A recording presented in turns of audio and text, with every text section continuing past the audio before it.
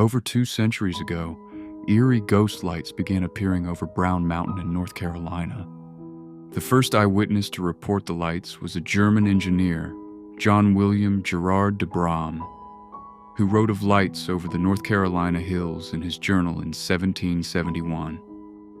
Following Bram's account, several legends about lights over the mountains were passed down. Many who have seen the lights say the glowing orbs dance over the hills soundlessly until they silently dissipate or explode over the rolling peaks. There are many theories about the Brown Mountain lights, as with many Appalachian folk stories. However, the most common is the story told by Native Americans in the area. Cherokee legend claims that there was a bloody battle between Catawba and Cherokee warriors on Brown Mountain. Mothers, widows, and sisters set out into the mountains after the battle was over, carrying torches to search for their loved ones. This explains the glowing lights as the spirits of the Cherokee women who are still searching. Legends aside, Forest Service officers and scientists from Appalachian State University have also observed the lights in recent years. Current scientific theories about the lights speculate that they could be caused by natural gases on the mountain or ball lightning. Whatever the Brown Mountain lights are, they can be seen fairly regularly in North Carolina, most often during the night between September and November.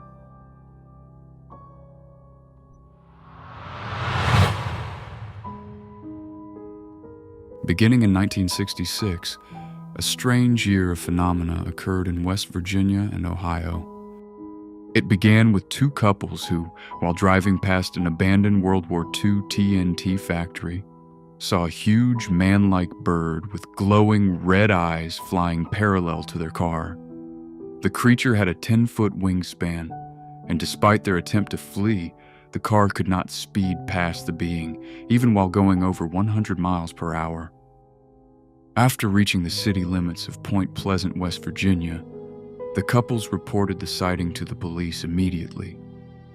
Newspapers dubbed the creature the Mothman, and the story took off. Over the next year, the residents of Point Pleasant saw the Mothman at least 8 more times. Every time, the description was eerily similar: a large man-like bird with huge red eyes. Many dismissed the phenomenon, claiming that the hysteria was simply over a sandhill crane that had gone off its normal migration route. Despite skepticism, strange things continue to happen in Point Pleasant.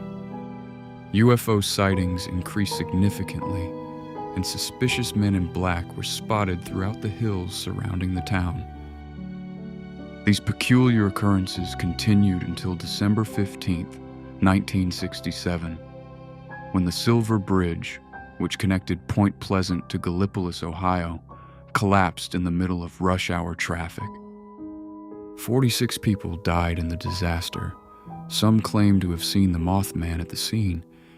After the 1967 disaster, sightings decreased, but the legend of the Mothman remained.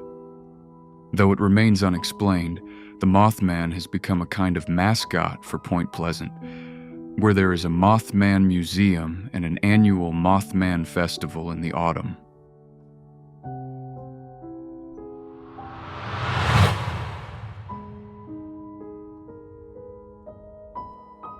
The Bell family moved to the Red River bottomland in Robertson County, Tennessee, around the turn of the 19th century. About a decade after moving into their log-built home, the family began experiencing strange activity.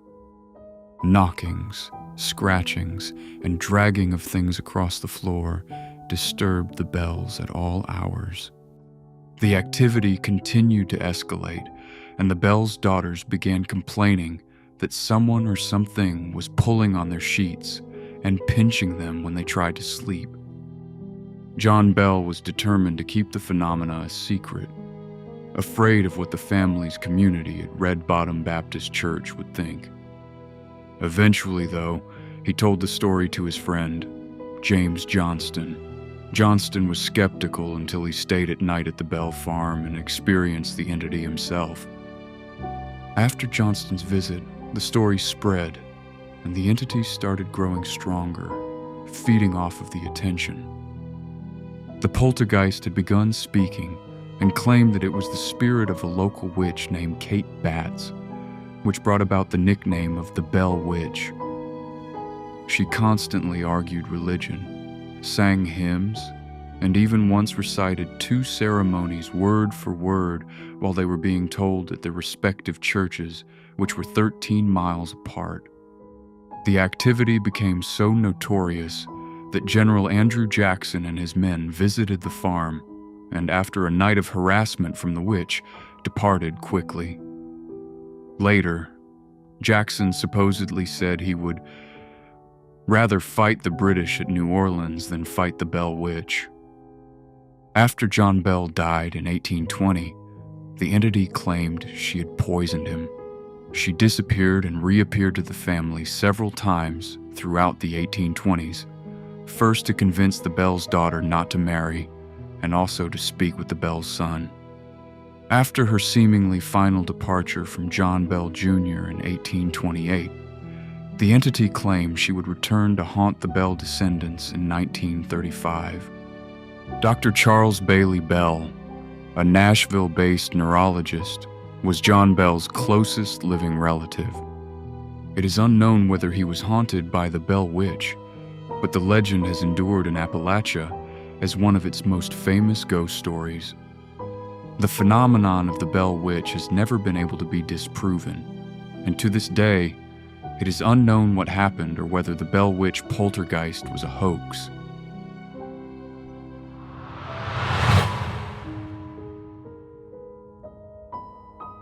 Cherokee legends have fueled the folklore of the Appalachian region for most of its history. One such story, an established part of Cherokee cosmology, is that of the Moon-Eyed People. The Cherokee described these beings as another race of humans who were different in appearance from the tribe. They were described as small and bearded, with incredibly white skin and huge blue eyes. According to legend, the Moon-Eyed People were a race of nocturnal humans, as their eyes were too sensitive to any light, and they were forced to hunt, fish, and accomplish all other tasks during the night. Thus, they were called the Moon-Eyed People, as they could only see after dark. The Cherokee believed that originally, the Moon-Eyed People built large stone fortifications against the Creek Nation, but after they were defeated by the neighboring tribe, they retreated into a system of caves throughout North Carolina and northern Georgia. The Moon-Eyed People, quite obviously, sound like European settlers. However, the Cherokee legends claim they were present among the tribe beginning around 1170 CE. Many conflate the Moon-Eyed People with legends of Welsh travel to the New World before the Spanish, but this was probably a combination of propaganda against the Spanish, as well as later racial diatribes against Native Americans. The most compelling evidence for the existence of the Moon-Eyed People is a 3-foot-tall statue found at the confluence of the Kawassi and Valley Rivers in the 19th century. It is thought that the statue may be pre-Cherokee, and it depicts 2 conjoined figures.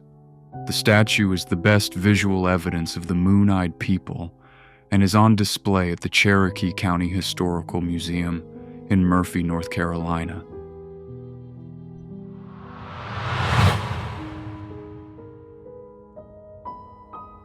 On September 12, 1952, 4 boys, Edward May, Freddie May, Neil Nunley, and Tommy Heyer, were playing on the field at Flatwoods Elementary School in Flatwoods, West Virginia.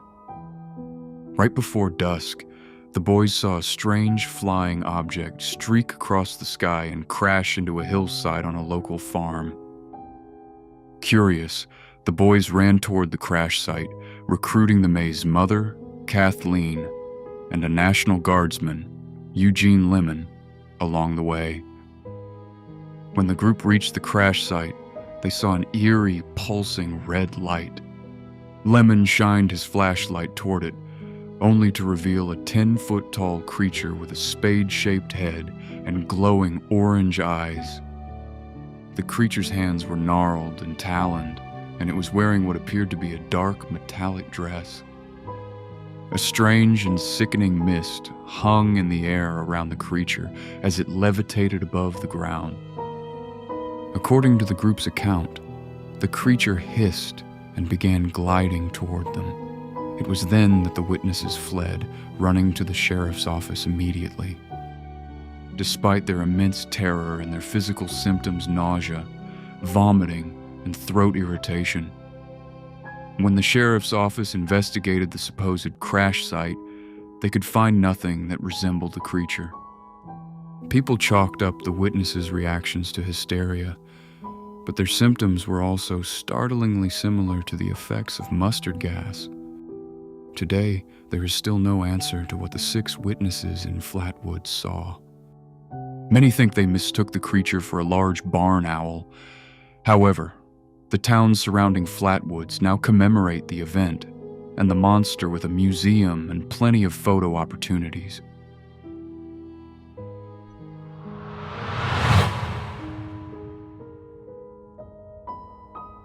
The Wampus Cat is the name given to a feline creature with glowing yellow eyes and 6 legs. The legend involves the Cherokee, but is not a story from Native American legend. Rather, it is a story about Cherokee people as characters in the tale of how the Wampus Cat came to be. The name Wampus Cat is thought to derive from an old regional name for the eastern cougar, the catamount. In time, this transformed into the word catawampus, which described any strange animal that roamed the hills of Appalachia. Eventually, it further evolved into the Wampus Cat, and different versions of its origins are told throughout the region. The most well-known origin story for the Wampus Cat says that a beautiful Cherokee woman was curious about the pre-hunting rituals that her husband and the other tribal warriors did before going into the woods. In an attempt at stealthy seeing the rites, the woman disguised herself in the skin of a cougar and hid behind a rock while the shaman performed the ceremony. However, she was found, and the shaman cursed the woman by changing her into a human-cougar hybrid. She became known as the Wampus Cat and is said to roam Appalachia alone, wreaking violent havoc against other animals and frightening humans everywhere she goes. The Wampus Cat was also a term used in the 1960s when, in North Carolina, the Goldsboro Argus newspaper used the phrase to describe an ape-like creature that had been spotted in the hills. The story attracted attention, and soon people began descending upon the woods of North Carolina in a craze to find the creature. In the end, though, the sheriff called off the search and called the Wampus Cat a hoax. However, to this day, the Wampus Cat is used as a cautionary tale to frighten children, as she is said to angrily wander the region, searching for revenge in any way possible.